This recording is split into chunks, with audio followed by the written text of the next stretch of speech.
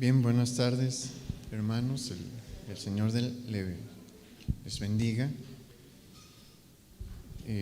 Hoy vamos a comenzar el estudio de la segunda carta a Timoteo. Llevábamos casi 3 meses estudiando la primera epístola en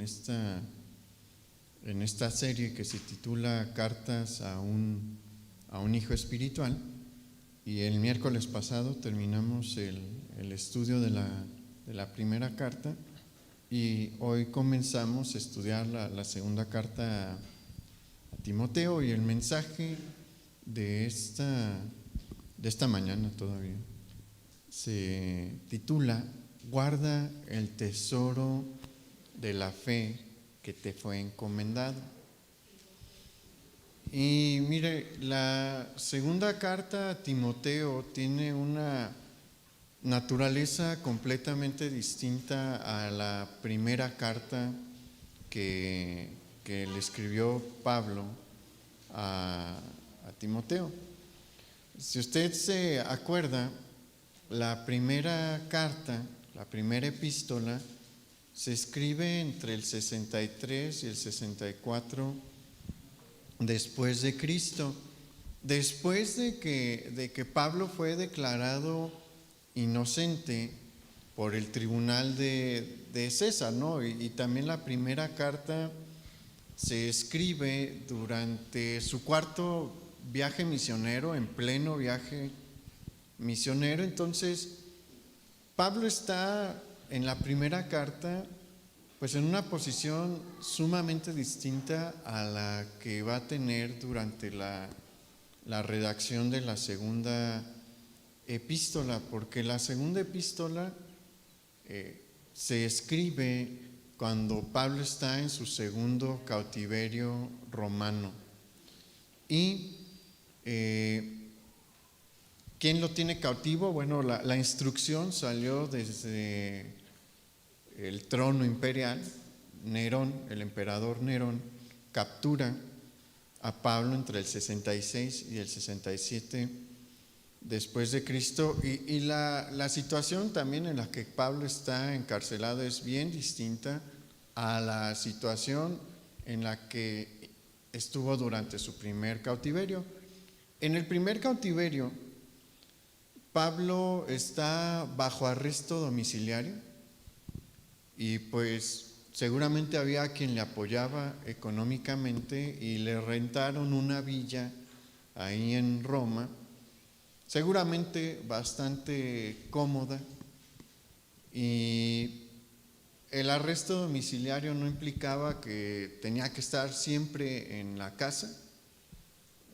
Había un guardia que siempre le acompañaba, un guardia romano que siempre le acompañaba, y si Pablo deseaba salir de la casa, pues simplemente se encadenaba, creo que era la mano derecha con la mano izquierda del guardia, y pues así podían ir por toda la ciudad. De hecho, Pablo hasta tenía la libertad de predicar en Roma si así lo quería, ¿no? La condición era que si iba a salir de la villa donde residía, pues se tenía que encadenar a este guardia que estaba permanentemente con él. Pero en el segundo cautiverio la cosa no es así. En el segundo cautiverio, Pablo está en un calabozo frío y húmedo, por lo que podemos ver en el contenido de la carta.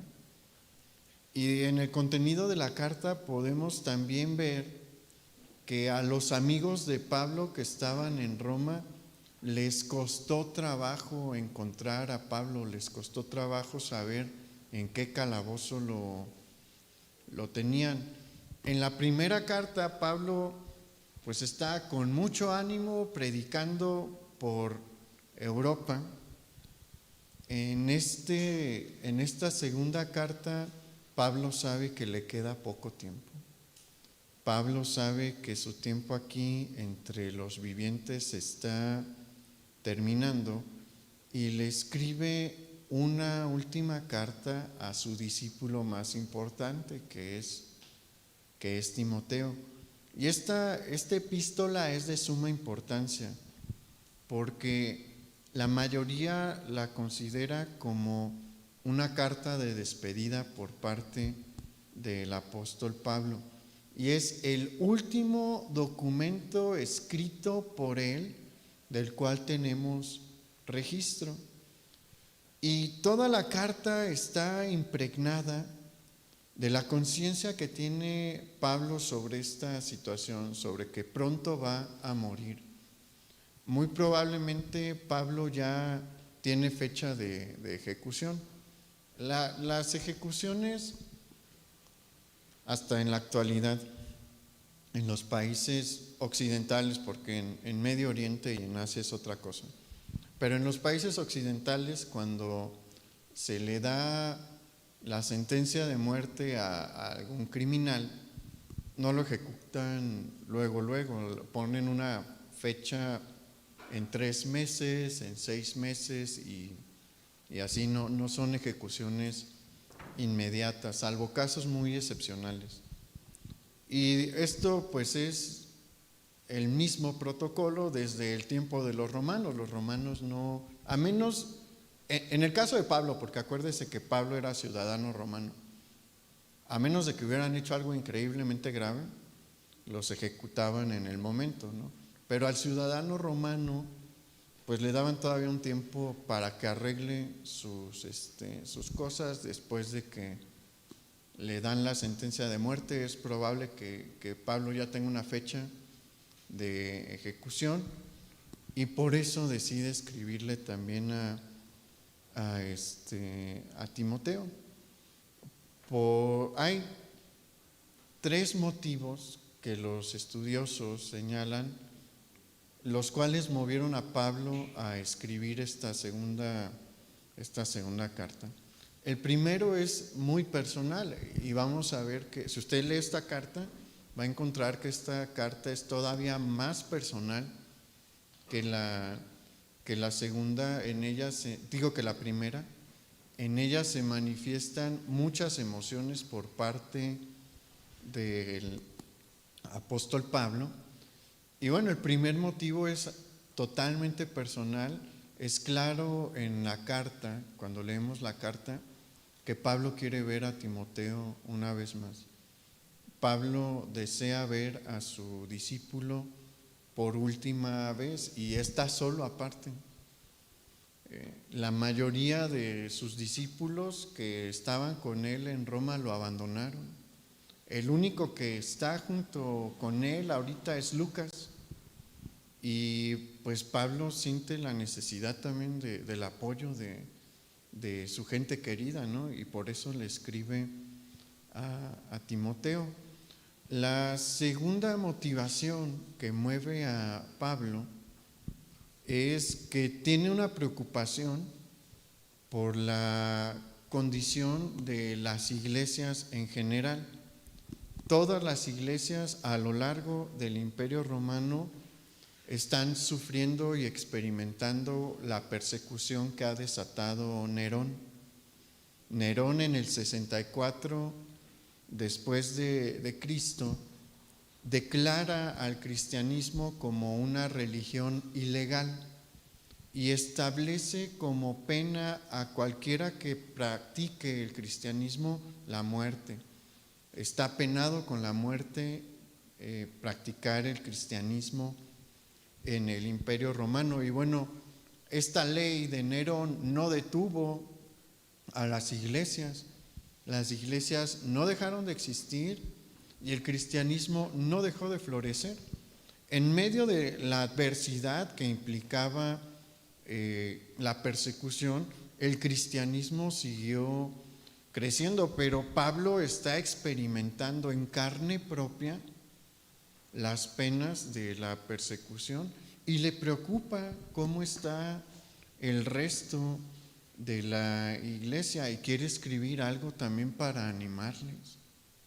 Y por último, en el corazón de Pablo hay el deseo de mandar un último mensaje también a la iglesia de Éfeso. Acuérdese que Timoteo es el encargado de la iglesia de de Éfeso, y hay una cosa que más adelante en la serie veremos sobre la iglesia de Éfeso que a Pablo todavía le preocupa y quiere escribir sobre esto. Y pues acompáñenme a 2 de Timoteo, capítulo 1, versículo 1.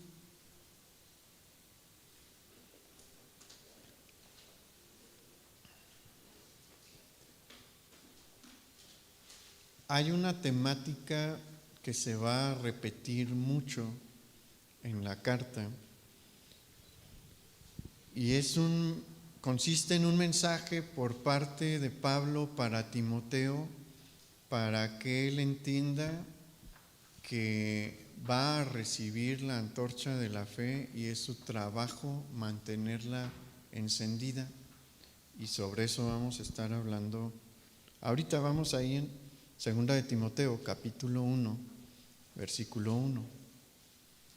Dice: Pablo, apóstol de Jesucristo por la voluntad de Dios, según la promesa de la vida que es en Cristo Jesús, a Timoteo, amado hijo, gracia, misericordia y paz de Dios Padre y de Jesucristo nuestro Señor.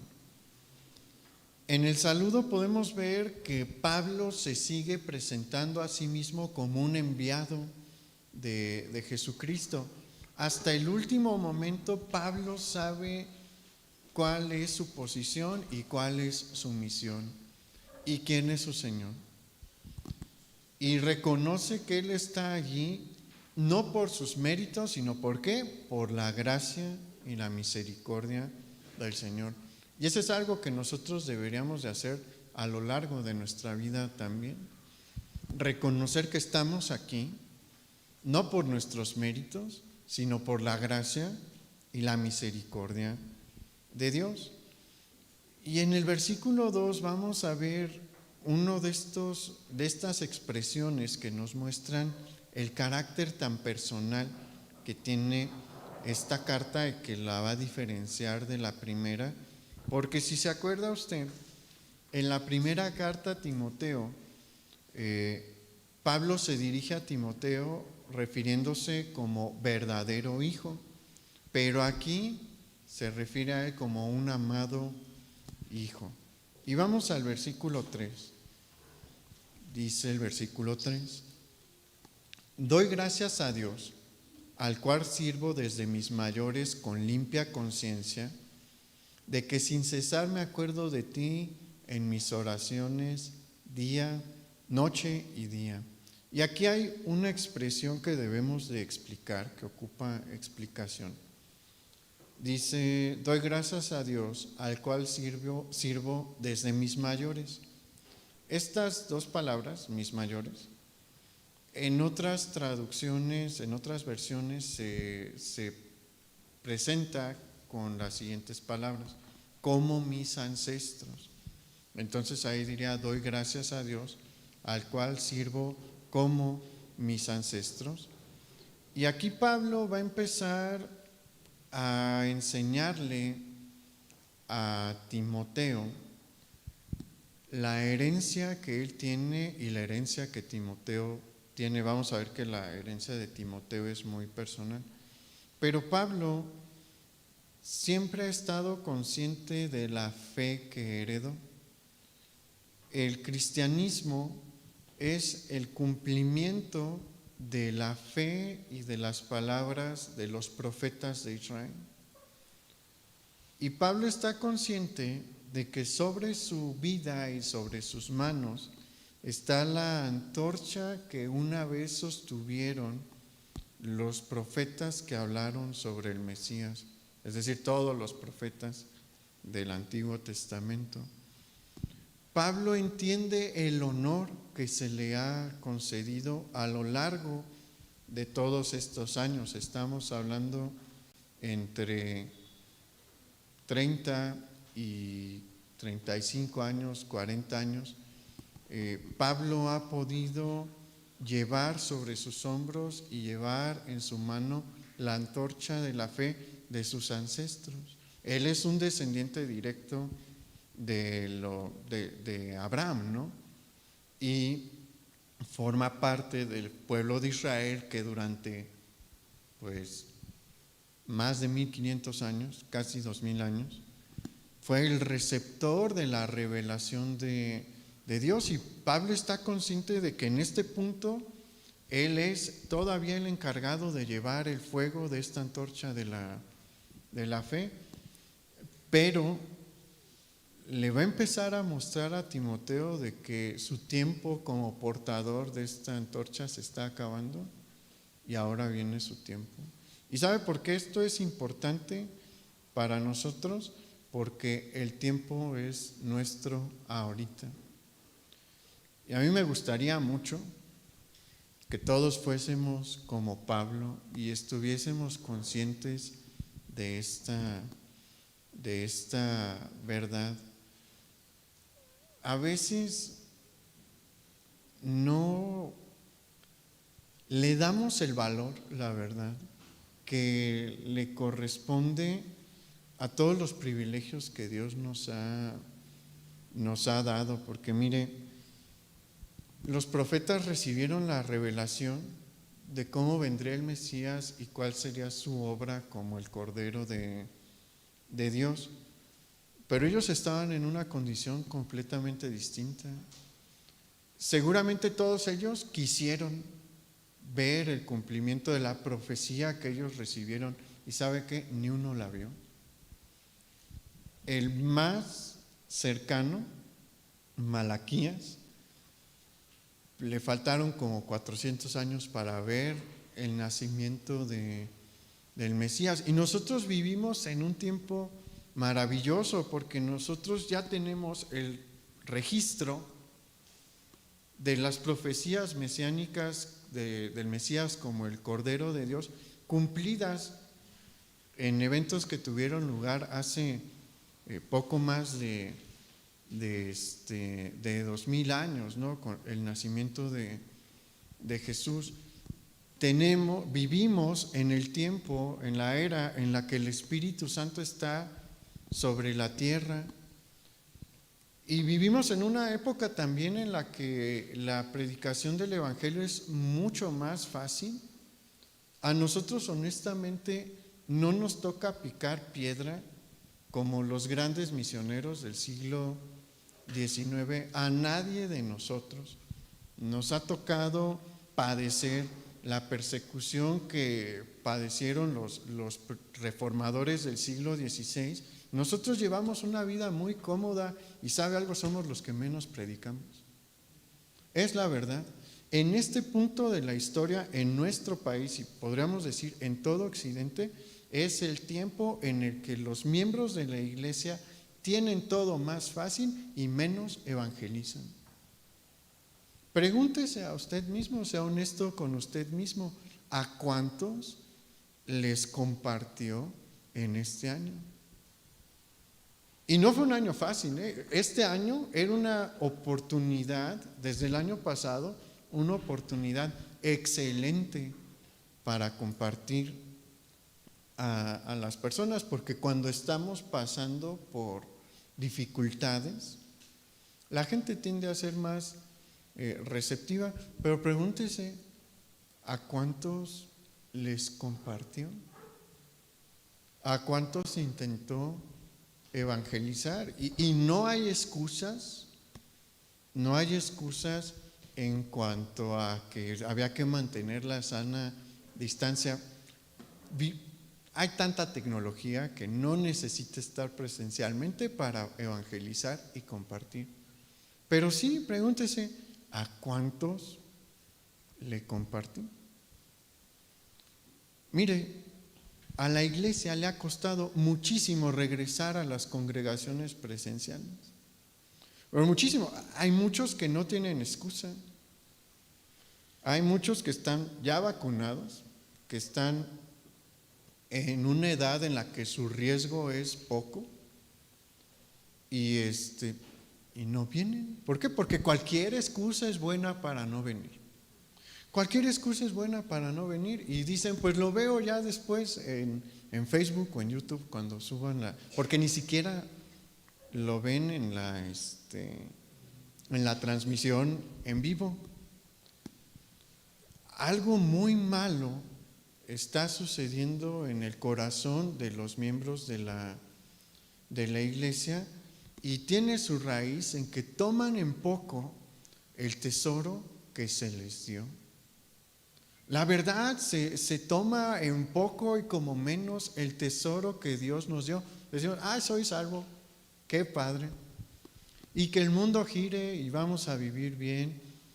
Y que la obra de Dios, pues que Dios la haga, ¿no? Yo quiero seguir con mi vida normal. Por eso la iglesia está sumida en una verdadera decadencia, porque todos hemos elegido la comodidad. Y eso es algo que Pablo no quiere para su discípulo, que es Timoteo, en medio de dificultad. Mire, tristemente ha habido muchas muertes por la pandemia en todo el mundo. No recuerdo bien cuántos millones de muertos van en el periodo de estos 2 años.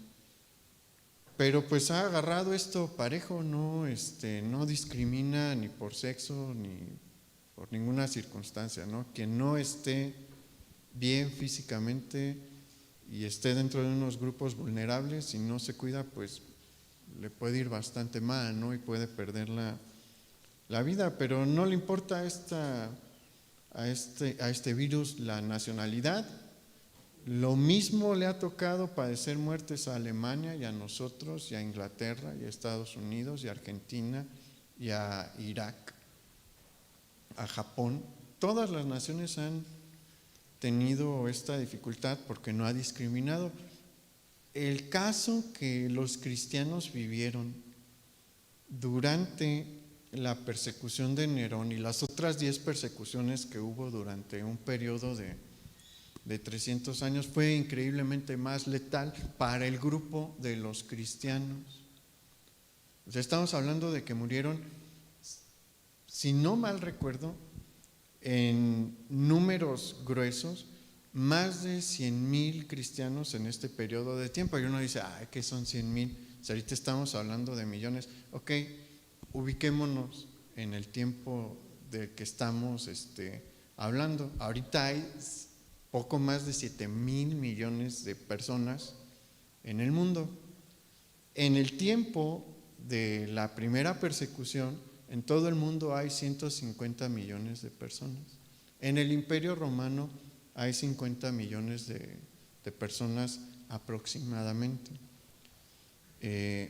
La muerte de 100,000 personas es una muerte sustancial, es como la desaparición de una de las ciudades más grandes del imperio.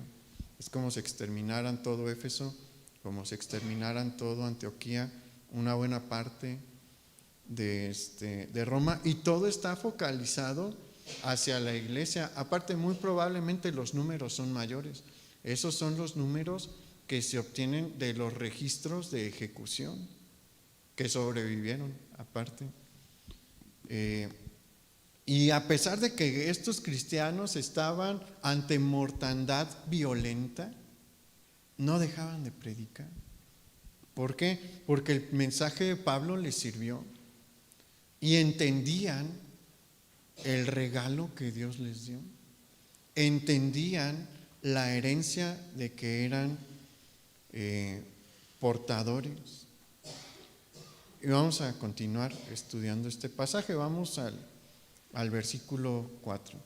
Ahí Pablo se dirige a Timoteo diciendo: deseando verte al acordarme de tus lágrimas para llenarme de gozo. Y vea cómo es la condición del apóstol Pablo. Le digo que a lo largo de la carta hay un profundo deseo en su corazón por ver a Timoteo. No está mal, hermano, comunicarse con sus demás hermanos en la fe para buscar su apoyo. Pablo lo ocupó, todos lo ocupamos. Por eso es una bendición la la iglesia. Y mire, algo que muchos desprecian al no congregarse es la bendición de la convivencia entre los hermanos. Y deciden lanzarse en la vida como llaneros solitarios.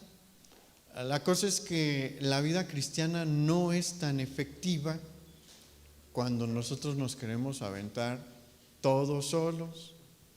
En la Escritura hay muchos pasajes en los que se nos habla sobre el compañerismo que debe de llevar el pueblo de Dios. Nuestra principal fortaleza es el Señor.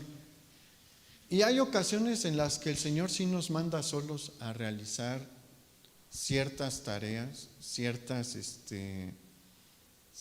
actividades, pero no es el común denominador. Mire, a casi nadie el Señor lo mandó completamente solo. Noé tuvo una de las misiones más solitarias de toda la Escritura, pero Dios no lo dejó solo.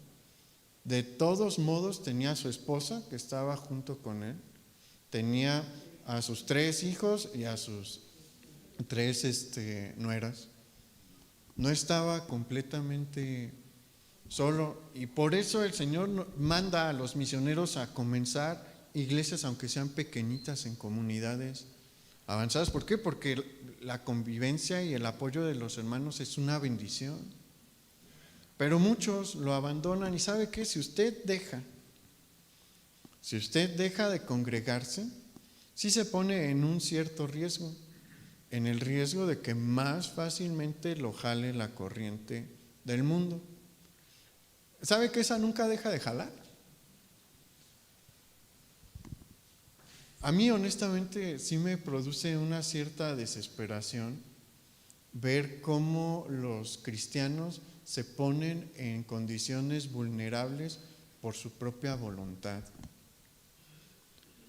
Se debilitan solitos y subestiman a su enemigo. Piensan que el diablo es como nosotros y que el sistema que él estableció en el mundo es como nosotros y que se toma pausas. No, grave error. El diablo no descansa, su sistema nunca se detiene. Y cuando se toman pausas, lo que hacen es debilitarse, y cuando uno se debilita y se enfrenta a la fuerza del mundo, lo más probable es que el mundo te jale. ¿Por qué? Porque no estás fuerte. Y cuando dejas de convivir con los hermanos, es un medio para debilitarte. Es un medio para perder energía dentro de nuestra batalla espiritual. Si usted llega y le plantea sus preocupaciones espirituales a su compañero de trabajo, porque mire, la mayoría en este punto ya estamos trabajando de manera presencial y varios llevan tiempo trabajando de manera presencial, muchos nunca dejaron de trabajar de manera presencial. Si usted le platica o le platicó a su compañero de trabajo sus preocupaciones espirituales, lo van a botar de loco o le van a decir, no te entiendo nada. No son personas que te puedan ayudar en esta área. Te van a dar otra clase de consejos que generalmente no son buenos consejos, que generalmente no van apegados a la palabra de Dios, y ese es un medio para empezarse a desviar. Pero si uno llega con un hermano en la fe y le plantea alguna preocupación que sienta dentro de su espíritu, pues le van a entender completamente. ¿Por qué? Porque hablamos la misma lengua. Pues es como un tipo de idioma que hablamos entre los cristianos. Obviamente usamos el español, ¿no? Pero nos referimos a cosas que para el mundo le son extrañas, como orar. Si usted le dice a alguien, oye, pues del trabajo, ¿puedes orar por mí? Se te va a quedar viendo, ¿qué es eso? O te vas, ¿cuánto sabes, María? ¿Quieres que me aviente por ti? Es la verdad, ¿no? Pero no van a orar. Usted pídale a alguien de la congregación, tengo esta necesidad, ¿podrías orar por mí? Les va a decir sí. Y su oración cuenta. ¿Por qué? Porque el Padre, nuestro Padre, la escucha. Entonces es válido y es bueno que busquemos la compañía de nuestros hermanos cuando pasamos un momento de dificultad. Aquí el Señor no le dijo, no, Pablo, detente, no le pidas que te ayude porque te vas a ver débil. No, Pablo tenía la ayuda y el consuelo de Dios. Él sentía al Espíritu Santo con él todos los días de su vida. Sin embargo, el Espíritu Santo pues le permite y le dice, pues sí, llama a Timoteo. Es necesario, es bueno. Y mire, vamos al versículo 5. Trayendo a la memoria la fe no fingida que hay en ti, la cual habitó primero en tu abuela Loida y en tu madre Eunice, y estoy seguro que en ti también. Aquí Pablo va a empezar a introducir a Timoteo en su misión. Va a llegar el tiempo en el que Timoteo va a tener que dejar a su maestro. Y a todos nos pasa. Hay un punto en el que todos necesitamos tener una independencia y empezar a obrar en la misión particular que cada uno de nosotros tenemos. ¿Entiende esto también? Usted es salvo también con un propósito. Dios le salvó porque tiene una misión para usted también. Le salvó por gracia. Pero Dios tiene algo que espera que usted realice en esta vida. Dios tiene un plan para usted y tiene una misión. Y llega un punto en el que necesita empezarla a ejecutar. Llega un punto en el que el tiempo de preparación se acaba y es tiempo de empezar a ejecutar. Y ese tiempo está llegando para Timoteo. Durante años ha tenido el apoyo de Pablo, pero eso se va a acabar porque Pablo tiene una fecha para partir. Y Pablo lo va a empezar a trabajar aquí también para que entienda quién es él y lo que Dios quiere hacer con su vida. Y aquí le habla sobre la herencia espiritual que él mismo posee. Pablo no es igual que Timoteo, porque Timoteo es producto de una mezcla. Su padre es griego, su madre y su abuela son judías, pero de cualquier manera él también es heredero del pueblo de Israel. Pero Pablo le va a decir una cosa más aquí. Pablo conoce esta situación en la que Timoteo es parte judío, pero no quiere que se enfoque en eso. Le dice, tu abuela y tu madre tuvieron y tienen una fe genuina en el Señor Jesucristo que te transmitieron a ti. ¿Y sabes qué? Debes de ponerte a trabajar en esa fe porque esa es tu herencia. Y la mayoría de nosotros estamos en una condición similar a la de Timoteo, porque no somos, o por lo menos yo no sé de mí mismo, tener alguna conexión con los judíos.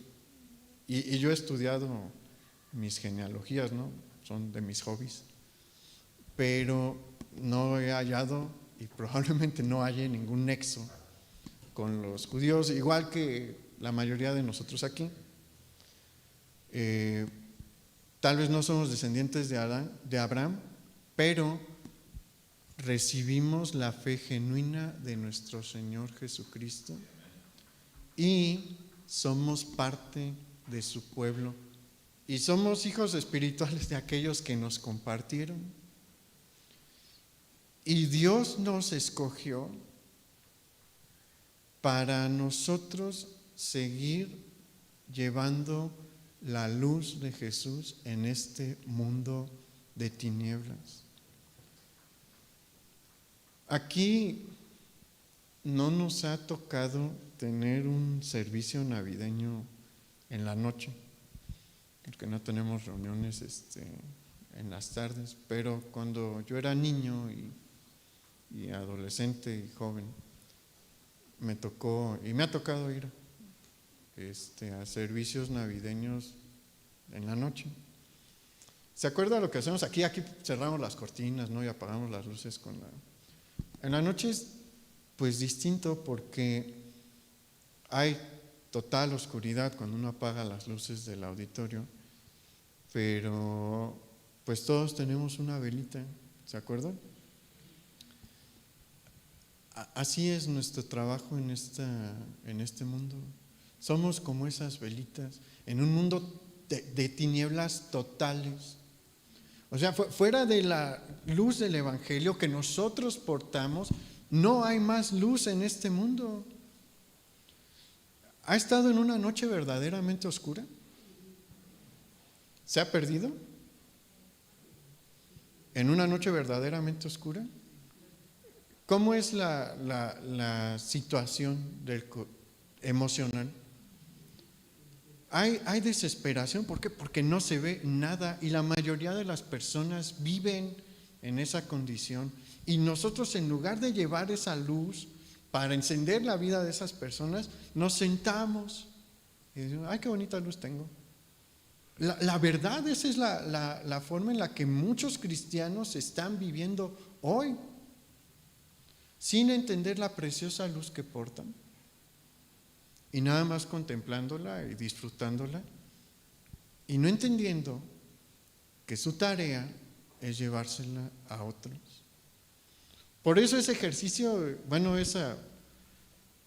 lo que hacemos en Navidad es bien bonito, porque empieza con una sola luz y la instrucción es que se la pase usted a alguien más, porque así es como funciona la evangelización. Somos una luz viva y deberíamos de pasársela a alguien más. Pregúntese: ¿estoy haciendo mi trabajo? ¿Entiendo que yo soy el portador del mensaje de Jesucristo?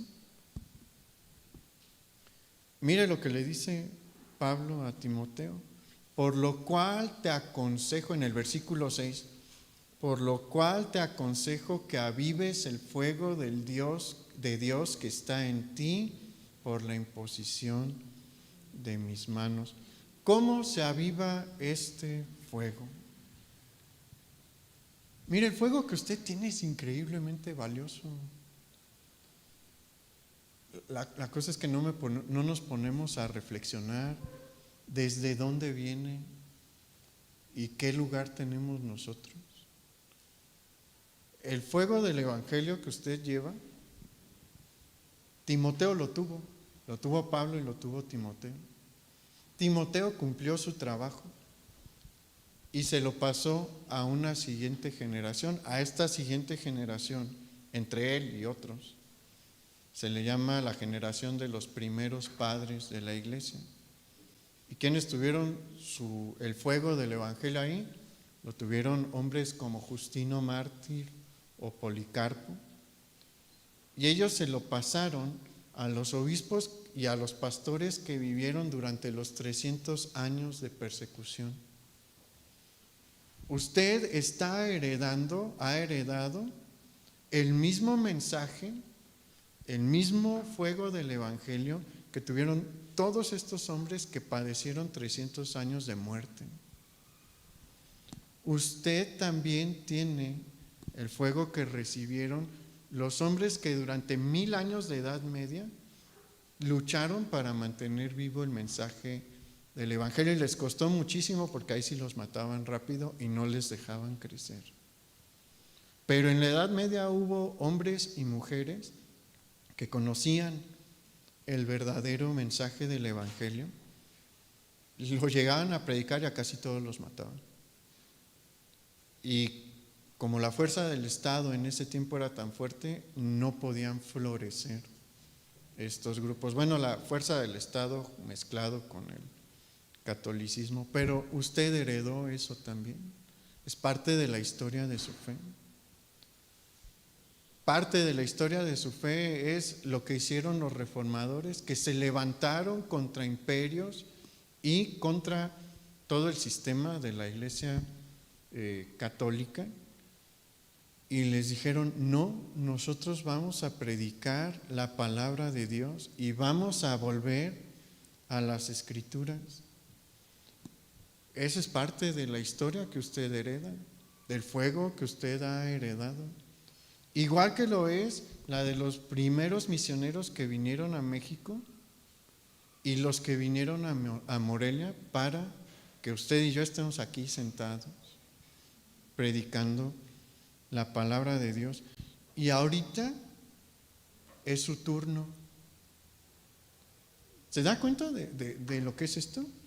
Hoy, ahorita es su turno. ¿Y qué va a hacer? ¿Va a trabajar como ellos o se va a sentar?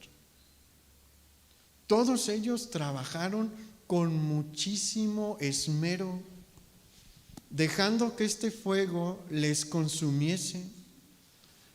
¿Qué va a hacer usted? Porque usted se lo tiene que pasar a alguien. ¿Lo va a avivar? ¿Cómo lo puede avivar? Estudiando la palabra y predicando. Son las únicas maneras en las que esto se puede avivar.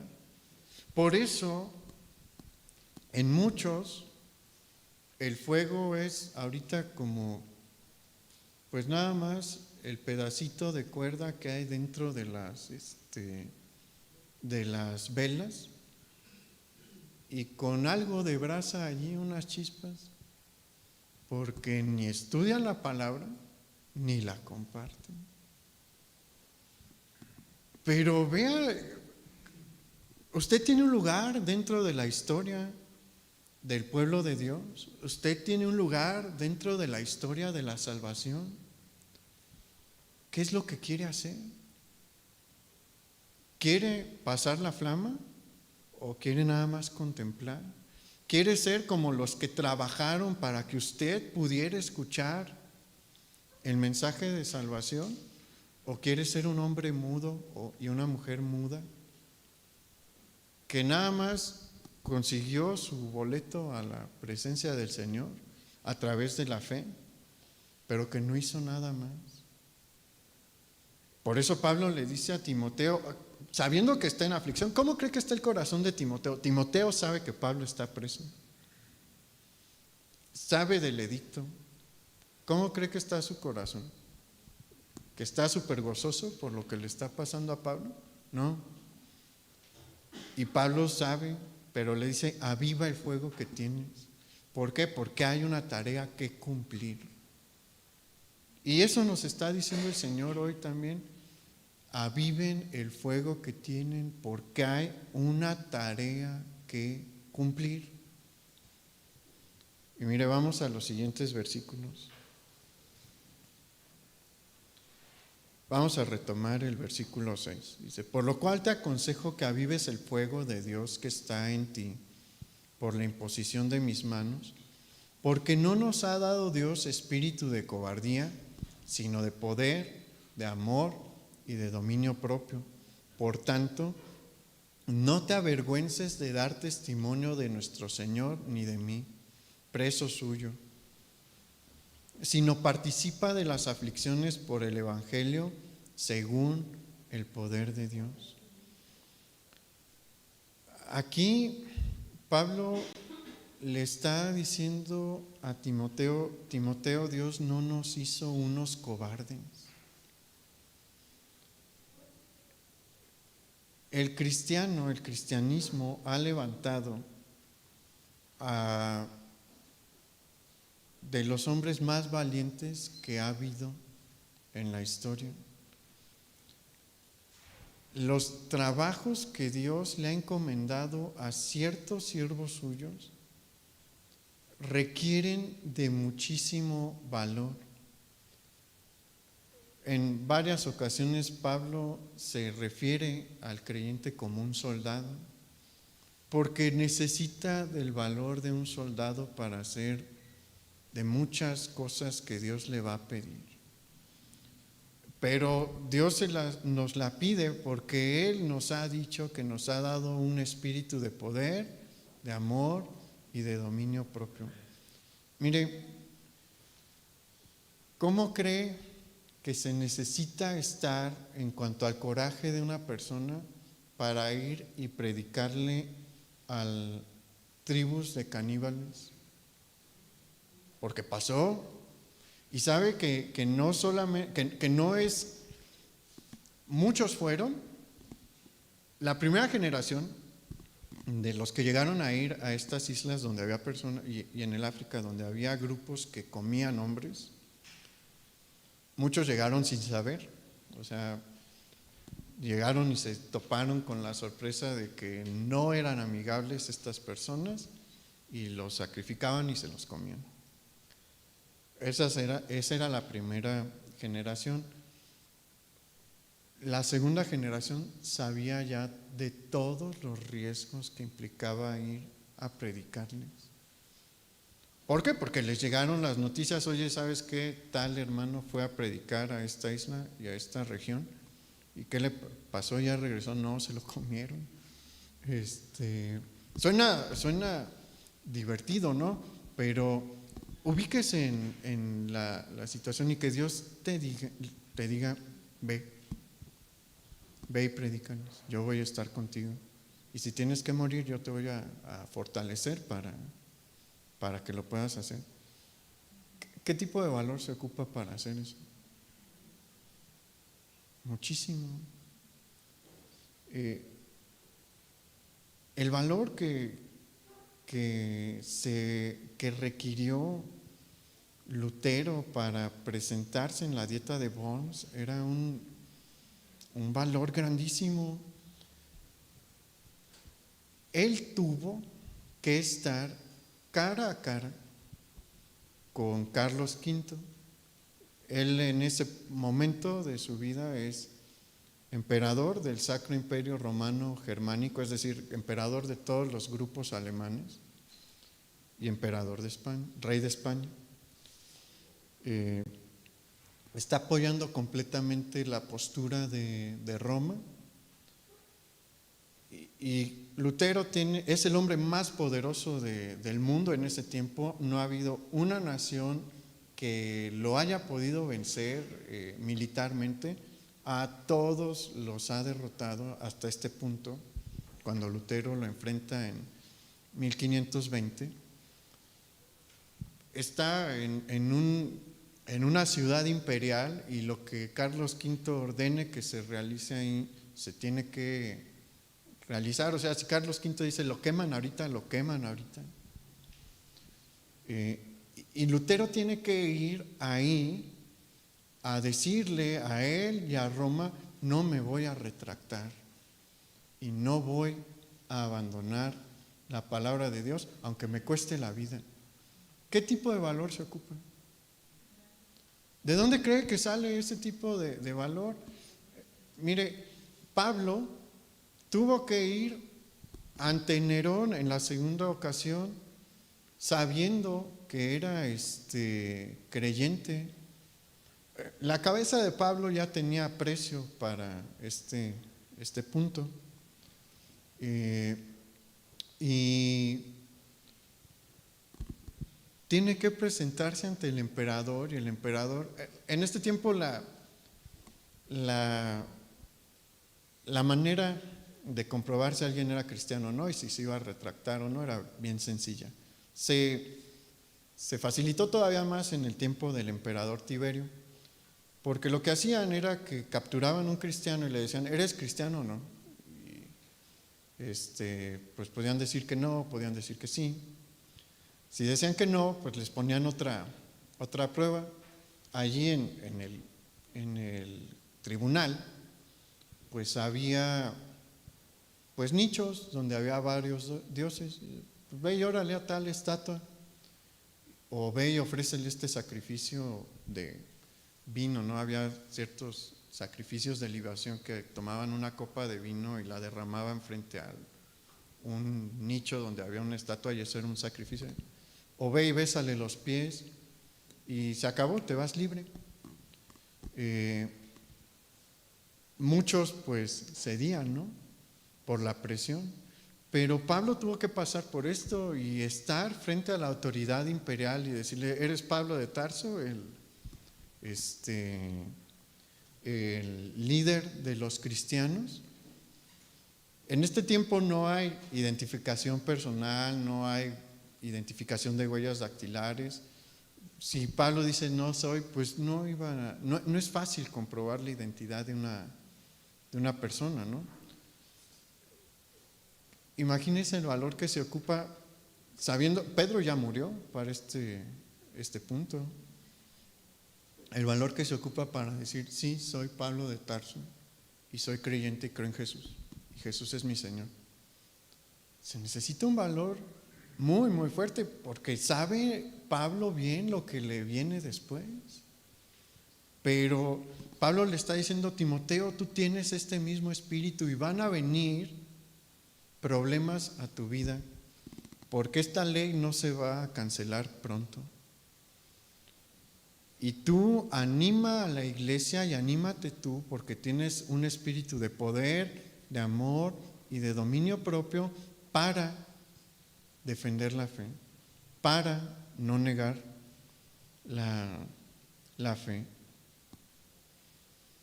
Y mire, vamos al versículo 10. Dice: pero que ahora se ha manifestado por la aparición de nuestro Salvador Jesucristo, el cual quitó la muerte y sacó a luz la vida y la inmortalidad por el Evangelio, del cual yo fui constituido predicador, apóstol y maestro de los gentiles, por lo cual asimismo padezco esto, pero no me avergüenzo, porque yo sé a quién he creído, y estoy seguro que es poderoso para guardar mi depósito para aquel día. Retén la forma de las sanas palabras que de mí oíste en la fe y amor que es en Cristo Jesús, guardando el buen depósito por el Espíritu Santo que mora en nosotros. Aquí Pablo le recuerda a Timoteo la causa por la que él está padeciendo esta prisión y por la que lo van a ejecutar. Y la causa es nuestro Señor Jesús. Y Pablo le recuerda a Timoteo que Jesús resucitó. Ese es el pilar de nuestra fe. La resurrección de Jesús es muy importante porque es el sello que asegura la promesa de vida eterna para todos los que creemos en Él. El concepto de resurrección es extraño para todo el mundo antiguo. Ni Roma, ni Grecia, ni los babilonios, ni los egipcios, ni ningún pueblo de la antigüedad tenía en su mente el concepto de resurrección. Posteriormente, debido a la influencia del cristianismo, van a empezar a desarrollar algunos mitos, ¿no? Pero es hasta después del cristianismo. De hecho, los mitos de seres resucitando en la mitología griega, en la romana y demás, son, si no mal recuerdo, del tercero o del cuarto siglo después de Cristo en adelante. Antes de eso, pues no habían tenido el contacto con una idea de resurrección física, ¿no? Pero en el cristianismo aparece esto. Es distinto a los judíos. Los judíos sí tenían la idea de la resurrección, pero una resurrección final, en el fin de todas las cosas. Pero la resurrección de Jesús es la resurrección de alguien en medio de la historia, o sea, en el punto medio de la historia, para nunca más morir. Y bueno, Pablo entiende que con esto, que con la resurrección dada que tiene nuestro Señor Jesucristo, todos podemos tener paz de que vamos a estar en la eternidad con Él, que su promesa de vida eterna para nosotros es cierta es verdadera. Y sabe que esto marca una enorme diferencia en la concepción que tenemos del mundo, porque, bueno, el Señor ha prometido dos cosas dentro de la eternidad. Bueno, un montón de cosas, pero vamos a hablar ahorita de dos. Ha prometido galardonar a aquellos que le sirvan fielmente. La vida pasiva de un cristiano pues solamente le va a llevar a la vida eterna. Pero si usted trabaja y sirve al Señor, en la eternidad se le va a recompensar, se le va a galardonar. Y esa es una de las esperanzas que tenemos. Pero también Dios prometió juicio sobre los injustos, castigo para aquel que hizo el mal. ¿Y sabe que eso también nos debe de dar consolación? Es algo que no ofrecen otros sistemas de pensamiento. Por ejemplo, el sistema ateo no lo ofrece. Mucha gente no se pone a pensar en la mejor opción que ofrece el pensamiento judeocristiano sobre el pensamiento, en este caso que voy a abordar, el pensamiento ateo en cuanto a la cuestión de justicia.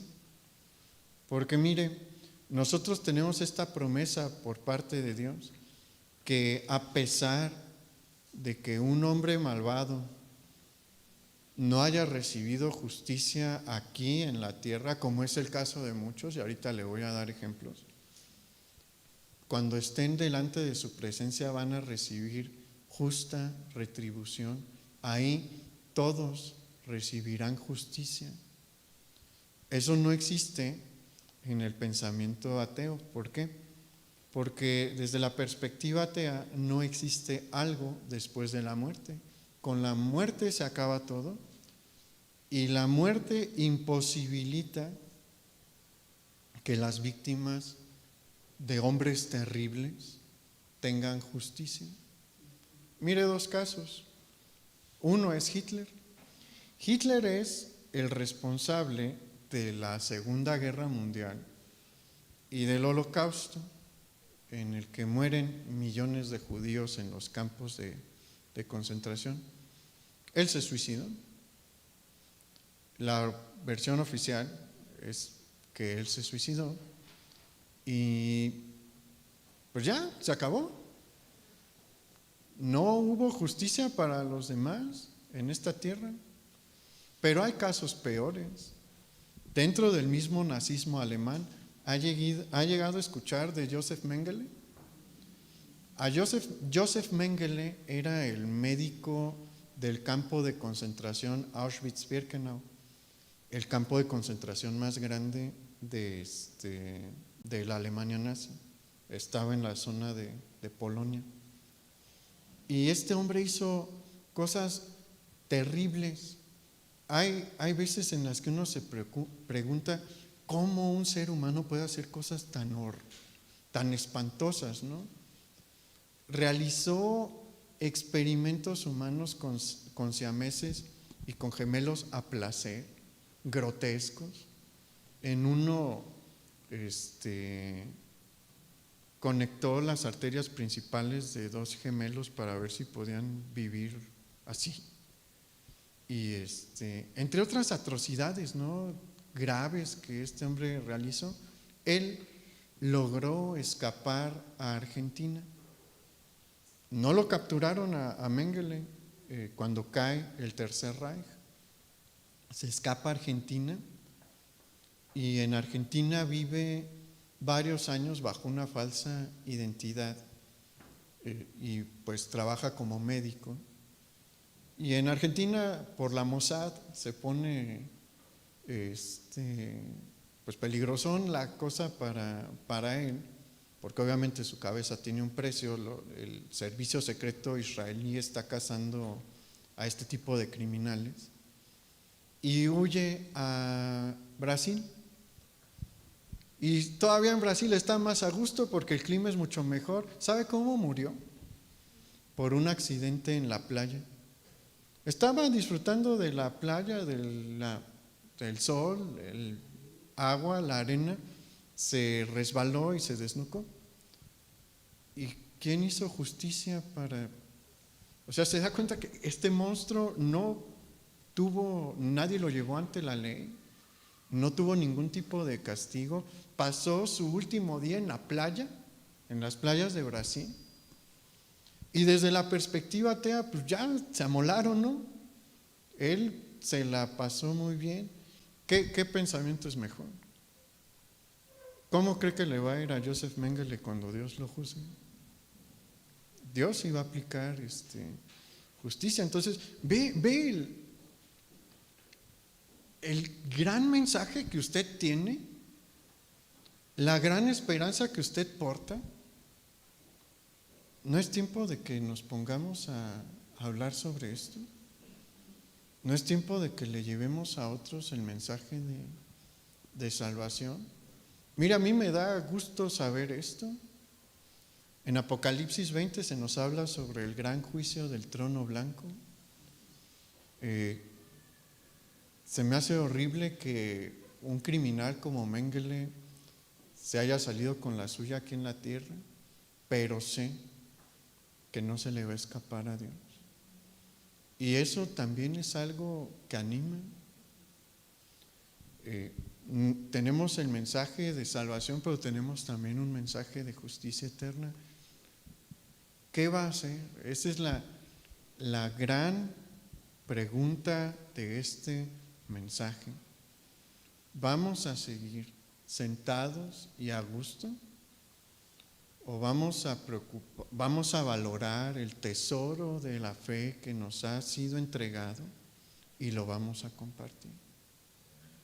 ¿Va a avivar el fuego de Dios que está en usted y va a usar este espíritu de poder, amor y dominio propio que Dios lo ha dado para cumplir su misión? ¿O va a seguir pues desde casa viendo las predicaciones y descansando? Es su decisión, pero también Dios le va a llamar a cuentas y usted sabrá qué tipo de cuentas le quiere rendir al Señor. Yo no quiero que Dios me diga: Omar, fuiste un siervo flojo y nada más disfrutaste y te aprovechaste de mis bendiciones, pero tenías mucho que hacer y no lo hiciste. Prefiero que el Señor me diga: bien, buen siervo y fiel. Sobre poco has sido fiel, sobre mucho te pondré. Vamos a orar. Padre, muchas gracias por esto que tú nos hablas hoy. Tú nos estás diciendo hoy: es tiempo de que ya se levanten. Es tiempo de que entiendan para qué los llamé. Es tiempo de que sean conscientes de lo que les he regalado. Es tiempo de que entiendan que no les llamé únicamente para darles una vida feliz. No les llamé ni les salvé únicamente para que disfruten de mis bendiciones, que con gusto les son dadas, con mucho amor les son dadas, pero también fueron llamados y fueron salvados para que trabajen en el campo de las almas, para que le compartan a otros el tesoro que ustedes tienen. Es tiempo de que despierten, porque ninguno de ustedes sabe cuánto tiempo le queda aquí en esta tierra, y ninguno de ustedes conoce los tiempos del fin. Pero el tiempo avanza y nos seguimos acomodando. El tiempo avanza y la venida del Señor se acerca y seguimos en el sillón. Perdónanos, Señor, y ayúdanos a cumplir con esta misión. Enséñanos cuál es tu propósito para nosotros. Enséñanos cuál es tu voluntad. ¿Qué quieres que hagamos? Y ayúdanos a cumplirla. Te pedimos que tú nos des tu espíritu para hacerlo y podamos ser valientes, porque se necesita valor y cada día se ha de necesitar más valor. Pero tenemos la promesa de que tú nos darás nuestra recompensa cuando nos presentemos delante de ti, si somos fieles. Te bendecimos y te damos gracias, Padre, en el nombre de Jesús. Amén. Pues el Señor le bendiga mucho, hermano, y le guarde en esta semana. Y le esperamos aquí a quien quiera y pueda el próximo miércoles a las 7. Los jóvenes no olviden la visita que tenemos a la casa hogar, y pues que el Señor